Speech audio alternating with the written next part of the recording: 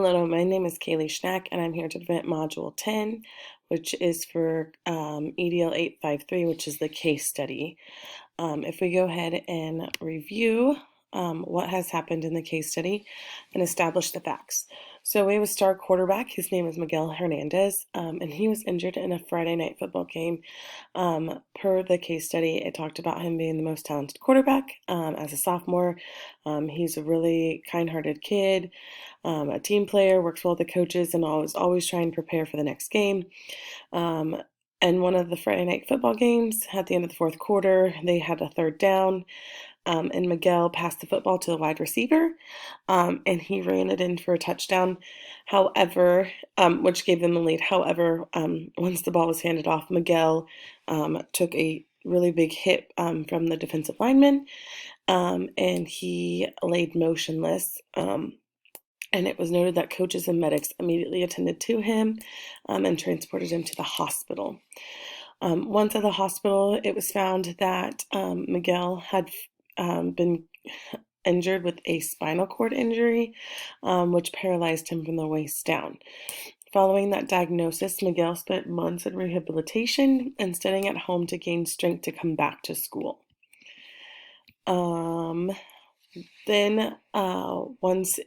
After a few months, once it was talked about to the doctor, Miguel and his family thought it was time for him to return back to school. So they set up an appointment with Miss Guzman, who's our school counselor, to discuss the transition back for Miguel.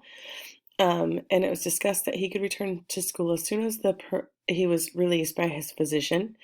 And the meeting ended.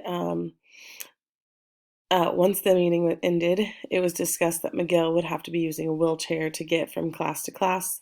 However, no accommodations were noted as being needed. Following that meeting, fast forward 2 weeks later, Miguel's physician has released him, and he goes back to school, and he's presented with an assembly and a special award from the principal, which is me, to acknowledge him for his commitment of football team for the football team and school, and basically just his demeanor of not giving up and working really hard to get back here. Miguel was then off to first period, but then told to go to Miss Guzman's office because she needed to meet with him about a schedule change for third period, which meant that he was no longer going to take biology due to the wheelchair accessibility. He had to be enrolled in a different science class, which Miss Guzman took upon herself to do to get him to meet that graduation requirement of the science credit. However, in doing so, that meant that he was not meeting that post-secondary requirement for college.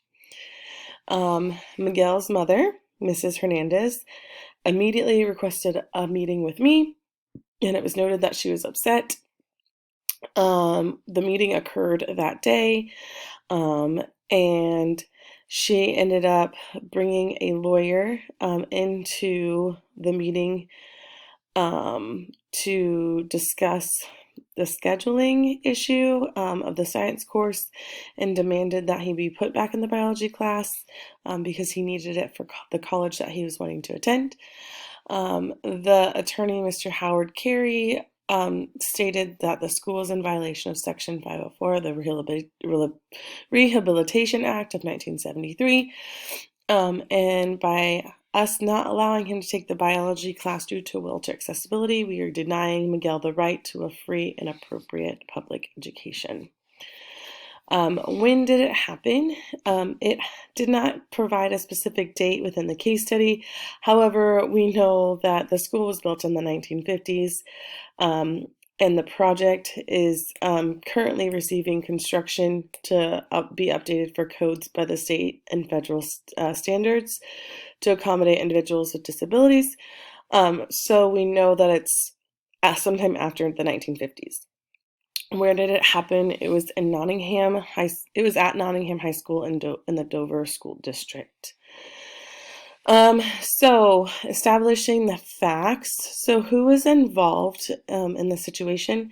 Well, first off, Miguel Hernandez and his family. They want him to get the best education that he should and is entitled to. And he wants to be able to do post-secondary work, and so he needs that science credit to be in there for him so that way he can do that. Ms. Guzman, who's the counselor, she met with the family initially and then changed his schedule without consulting Miguel or the family for that science course. The high school principal, which is me, who met with the family after the science course was changed and then quickly brought up to speed on the situation.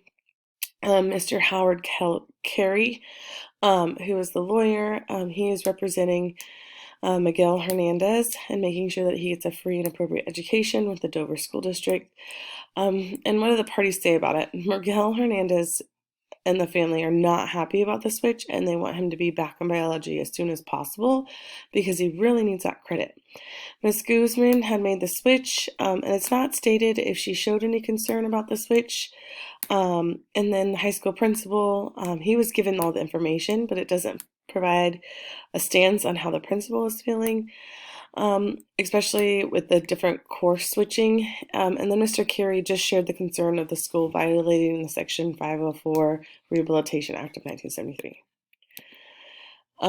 Section 2 is the legal or ethical issues. As far as harm or action by the decision, has anybody had that? Sadly, this decision was made by Ms. Guzman, and she probably thought it was just a quick fix. However, it's a big consequence for Miguel's education, as he's being denied that biology course due to disability of being wheelchair bound. It's noted that they are making upgrades to the school, but the biology class is located in the portion of the school that has not been up to compliance. Does the action or situation contravene an existing law? Yes, it does, as it violates the, we call it FAPE, and Section 504. And it could be known as a discriminatory case.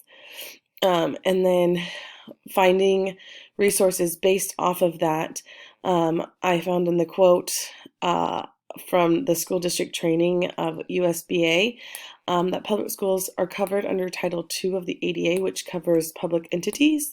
These two provisions of Title II are public entities must provide program access and integrated setting unless separate programs are necessary to ensure equal benefits of service. And as far as Section 504, the Rehabilitation Act of 1963, no otherwise qualified individual with a disability in the United States, as defined as Section 70520 of this title, shall solely be reason of his or her disability be excluded from participation in, be denied of benefits of, or be subjected to discrimination under the program or activity receiving federal finance assistance or under a program or activity conducted by the executive agency or by the United States Postal Service.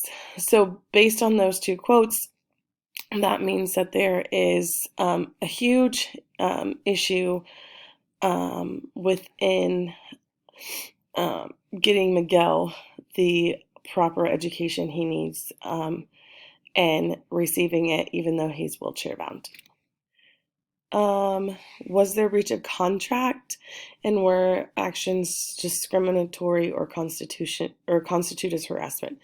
So within the case study, there was no breach of contract, but there was a misleading conversation between Ms. Guzman and the Hernandez family about having a wheelchair and being addressed by that since it's not accessible for Miguel to attend the science classroom. Sorry. Let me repeat that. So there was an issue with the conversation between the family and Miss Guzman about a wheelchair being used, and it's not being able to be, the biology room is not being accessible for Miguel because of the wheelchair. There we go. And then the action taken by Miss Guzman was not appropriate based on what Miguel needed, and it is discriminatory towards his disability. And I don't feel that Miss Guzman was making decision as harassment. I think it was more of a well, we'll just place him here and the problem will be fixed. And we'll get more into that. So we have to synthesize, and we put Nottingham High School sophomore student and star quarterback Miguel Hernandez suffered a devastating spinal cord injury during a football game, which resulted in him becoming paralyzed, and due to the injury, Miguel is now wheelchair bound, which led to a change in his science class schedule due to the classroom not being accessible by wheelchair, but the change is not acceptable for Miguel as he needs the current science course biology for the post-secondary requirement. Okay, and then we're looking at synthesizing the facts. What are the relevant facts of the case and what are the unknowns? So we've got the student, which is Miguel, the parents, Mr. and Mrs. Hernandez, the counselor, Ms. Guzman, the Nottingham principal, which is me, the superintendent, Dr. Harvey, the lawyer, Mr. Coward Carey, the football and school community, and the science teachers. The place is at Nottingham School District in Dover Unified School District, currently getting remodels from the 1950s framework to comply with ADA, which are federal and state mandates. A quarter of the school building is still needing to be fixed, which just happens to be where the science and biology department is. And Dover Unified School District has one high school and houses 3,200 students, has 2 middle schools and 6 elementary schools. Program. So Miguel is a sophomore student. He's currently enrolled in biology for post-secondary plan and approval, but he's being asked to move to a different science class due to the accessibility of getting him into that classroom. And then we've got the 504 plan, and it's a public school. The unknowns are we do not know the specific name of the science teachers, and we do not know specific paras that support the science program. I just put those in there because I think the teachers are going to have a big say in if we can get this to work, because they are the ones that run the biology class. Place, we just don't know what state the high school is in. We know it's Dover City, but we don't know the state. And we don't know the ages of the other schools in the district. We don't know if the high school is the only one that's not ADA compliant. And then program, we just don't know, like I said previously, the ADA compliancy for the whole district. Section 5 is to review and prioritize information. So this is just looking at the conflict. Could the conflict and situation of the decision be damaging to the stakeholders or community? Absolutely, because you have the community and you also have the school, and it can be a lawsuit really fast. And it's concerning because you can get that negative media attention, and the high school and the school district in general wants to avoid that at all costs. The high school may not be the only school needing to be ADA updated, and there could be other students or other cases within the school district that might be looking at a lawsuit, which can cause the district lots of time and money. And it can be damaging for the stakeholders, such as Miguel's family and Miguel, because of his future. Like if the wrong decision is made, Miguel isn't going to be able to get in the school he wants. And if that decision is made, the community is not going to have that trust within the school, and that can be damaging as well, because the school is the prime hub for the community. What individuals and groups have important stake in the outcome? Miguel is ultimately the biggest concern here, because he is the student and it's his education, and it can impede his future education if he's not taking the right science class. It can be a major problem because he misses the opportunity in a collegiate level where he needs that requirement. The school district is also a big stakeholder in the situation because of the legalities providing FAPE and ADA. If this situation moves to a discriminatory case, you've got bad publicity on the school and the district, and that trust between community members, parents, and students and the school are in jeopardy.